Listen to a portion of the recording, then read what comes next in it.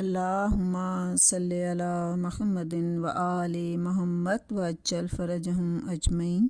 محقق اردبیلی علیہ رحمہ اپنی کتاب ضبط البیان میں فرماتے ہیں کہ پیغمبر اکرم سے آیہ شریف ان اللہ و ملائکتہ یصلون علی النبی سورۃ احزاب کی آیت نمبر 56 کے بارے میں سوال کیا گیا۔ صحابی آپ کے چاروں طرف بیٹھے ہوئے تھے اور انہوں نے سوال کیا کہ یا رسول اللہ کچھ اس آیہ شریفہ کے بارے میں ہمیں بتائیے۔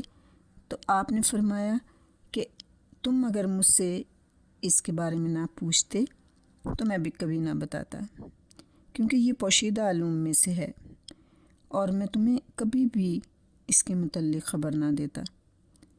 تو صحابیوں نے کہا یا رسول اللہ کیا وجہ ہے، آپ ہمیں بتائیے۔ آپ نے فرمایا کہ جب بھی کوئی میرا نام لے اور درود نہ پڑھے تو اس کے متعلق یہ خبر ہے۔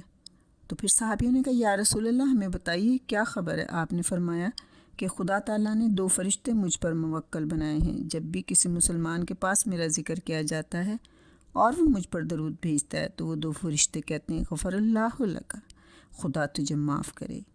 اور پھر جب یہ فرشتے کہتے ہیں کہ خدا تجھے معاف کرے تو فوراً ہی خدا اور دوسرے فرشتے ان 2 فرشتوں کی دعا پر آمین کہتے ہیں، اور اگر کسی مسلمان کے پاس میرا نام لیا جائے اور وہ مجھ پر درود نہ بھیجے تو وہ 2 فرشتے کہتے ہیں لا غفر اللہ لک، خدا تجھے نہ بخشے۔